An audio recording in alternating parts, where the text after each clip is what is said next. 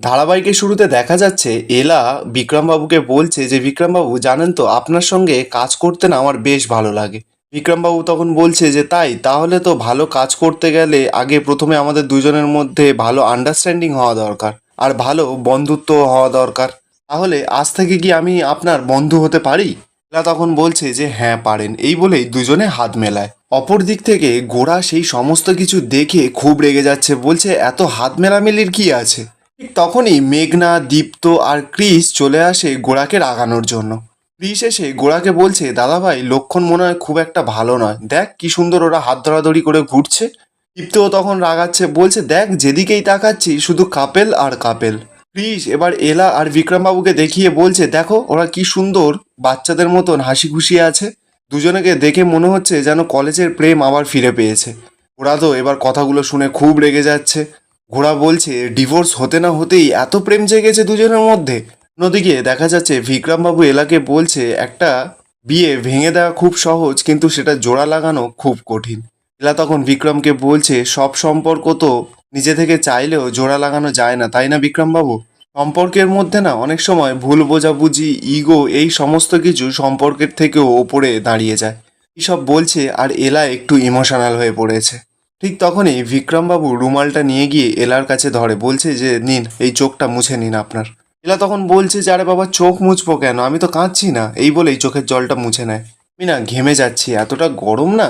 বিক্রমবাবু তখন বলছে আরে বাবা আমার সামনে এতটা ম্যানেজ দিতে হবে না আপনাকে, আমরা না একে অপরের বন্ধু, এই বলেই রুমালটা এলার হাতে ধরিয়ে দেয়। এলা এবার রুমালটা নিয়ে নিজের চোখটা মুছে নেয়। রেমো এবার সেখানে চলে আসে। রেমো এসে গোড়াকে বলছে বাবা ওদের প্রেমের কথা কি আমি তোকে বলবো, এইসব কথা শুনে না আমার কান ঝালাপালা করছে। গোড়া তখন বলছে কান ঝালাপালা করছে মানে এমন কি বললো যে তোর কান ঝালাপালা করছে? রেমো তখন বলছে যে কান ঝালাপালা করবে না, ওরা দুজন শুধুমাত্র প্রেমের কথা বলছে, ভালোবাসার কথা বলছে, হাতে হাত রেখে সারা জীবন থাকবার কথা বলছে। মেঘনা তখন গোড়াকে আরো রাগাচ্ছে, বলছে দাদা ভাই তোর হাতে হাত রেখে কোনোদিনও প্রেমের কথা বলেনি। ওরা তখন বলছে যে ওইসব করবে, করার সময় ছিল কোথায়, উনি তো শুধু আমার সঙ্গে ঝগড়া করতেন, উনি তো শুধুমাত্র ওনার বয়ফ্রেন্ডের হাত ধরেই বলবে তাই না? ক্রিস তখন বলছে যে দাদাভাই তাহলে তুই কি বলতে চাইছিস, ওরা দুজন প্রেমে হাবুডুবু খাচ্ছে তাই তো? ইরা তখনই গোরাকে বলছে দেখো আমার দিদিভাই আবার একজনকে ভালোবেসে ফেলেছে, এক্স জামাইবাবু। ওরা তখন রেগে গিয়ে বলছে তোমার দিদি কখনো আমাকেই ভালোবাসেনি, আমিও কোনোদিন তোমার দিদিকে ভালোবাসিনি, কেন বাঁচতে যাবো? মেঘনা তখন বলছে তাহলে আমরা কেন এখানে এসেছি, কেন নজর রাখছি? ওরা তখন বলছে ওই মিস্টার মুখার্জি উনি একটা সুযোগ সন্ধির ছেলে, ওনার এলার ওপর আগে থেকেই নজর ছিল, এই জন্যই তো উনি ইচ্ছাকৃত তাড়াতাড়ি ডিভোর্সটা করিয়ে দিয়েছে। সব বুঝি আমি, ঠিক আছে, আমি ঘাসে মুখ দিয়ে চলি না। ইরা তখন বলছে যে ও তাহলে তোমার ডিভোর্স দেওয়ার কোনো ইচ্ছা ছিল না তাই তো জামাইবাবু?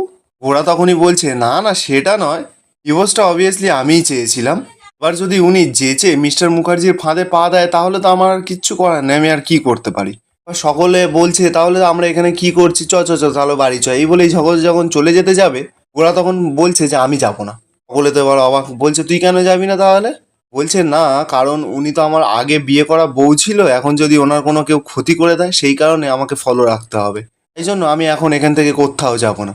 এরপর এদিকে দেখা যাচ্ছে এলা তো একটা ফুল কিনেছে, এটা নিজের চুলে লাগাচ্ছে কিন্তু লাগাতে পারছিল না। বিক্রমবাবু তখন এলাকে বলছে যে আমি লাগিয়ে দিচ্ছি দাঁড়ান।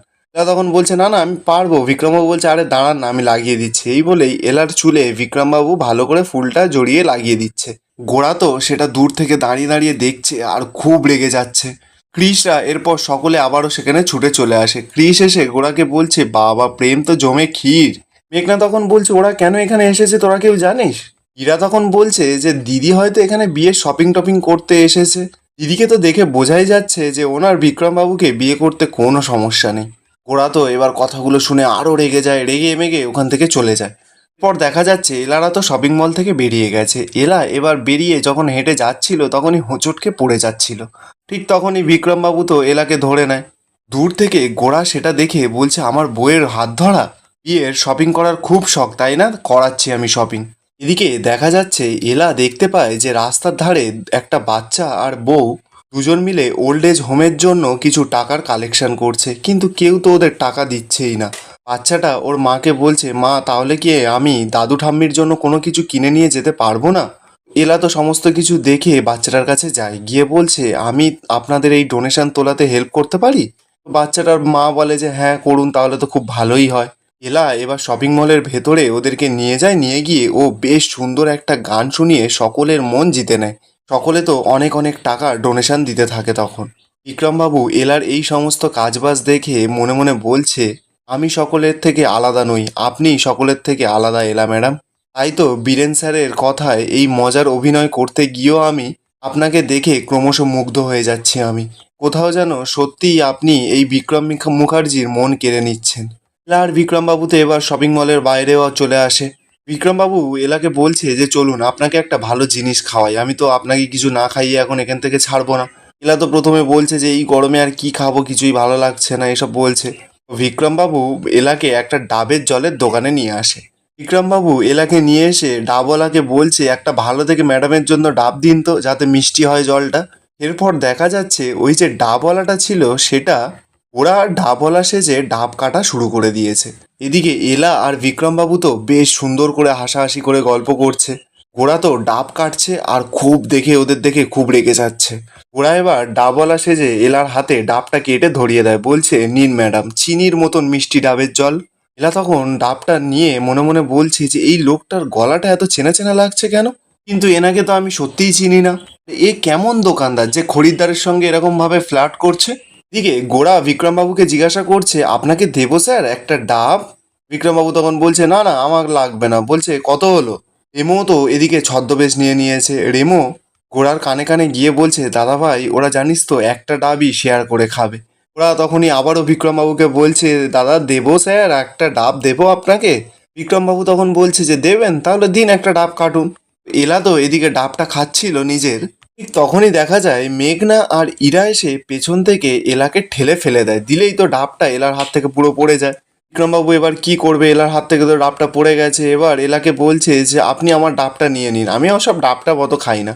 এলা তখন বলছে যে না না এ কি কথা, আপনি খান, আমার জন্য আপনার আবার খাওয়া হবে না। বিক্রমবাবু এবার ডাবওয়ালার থেকে ডাবটা নিয়ে এলাকে বলছে যে আমি তো আপনাকে এই ডাব খাওয়াতে নিয়ে এলাম, তাই বলছি শুনুন আপনি এই ডাবটা খান। এই বলেই এলাকে ডাবটা ধরিয়ে দেয়। বিক্রমবাবু তো এলাকে বলছে যে বলুন এই গরমে ডাবের জল খেয়ে যেন প্রাণ জুড়িয়ে যায়। গোরা তো ওদের দুষ্টু মিষ্টি কথাগুলো আর সহ্য করতে পারছে না। ডাব কাটা দাটা নিয়ে বিক্রমবাবুর গলায় ধরে আর বলছে যে আমার ডাবের জলকে তুমি নিজের প্রাণ জুড়াচ্ছ। এলা তখন তো এবার গোরাকে চিনতে পেরেছে, বলছে এই কি মিস্টার সেন, আপনি আপনি এরকম ডাবওয়ালার ছদ্মবেশে কি করছেন এখানে? ওনার গলায় বা কাটারি ধরেছেন কেন, ছাড়ুন বলছি আপনাকে। ওরা তো এবার ডাবের দোকান থেকে বেরিয়ে বিক্রমবাবুর কলারটা ধরে আর ওই কাটারিটা নিয়ে বিক্রমবাবুর গলায় ধরে বলছে আমার ডাবের জল খেয়ে আপনার প্রাণ জোড়ানো হচ্ছে, দাঁড়ান আমি আপনাকে দেখাচ্ছি। এই বলেই কাটারিটা তুলেছে মারবে বলে বিক্রমবাবু তো ওখান থেকে ছুটতে দৌড় মারে। ঘোড়াও তো বিক্রমবাবুর পেছনে দাওয়ালিটা নিয়ে ছুটেছে। বিক্রমবাবু ঘোড়াকে বলছে আপনি এরকম কেন করছেন, আপনি শান্ত হন। ঘোড়া তো বিক্রমবাবুর কোনো কথাই শুনছে না, বলছে বিক্রমবাবু বলছে আমার ভুলটা কি? ঘোড়া বলছে তোর ভুলটা কি, তোকে আমি দেখাচ্ছি, তুই এদিকে আয়। নের বউকে নিয়ে ঘুরে ঘুরে বেড়াচ্ছেন আর আপনি বলছেন যে আপনি কিছু জানেন না, আপনি আসুন এদিকে একবার, আপনাকে কেটে রেখে দেবো। এরপর গোড়া বিক্রমবাবুকে হাতে নাতে ধরে ফেলেছে। গোড়া বিক্রমবাবুকে বলছে একদম চালাকি করাবার চেষ্টা করবে না কিন্তু, যদি আমার হাত থেকে বাঁচতে চাও তাহলে বলো যে পৃথিবীর সব মেয়ে আমার বোন, সব মেয়ে আমার মায়ের মতন, বলো এক্ষুনি বলো।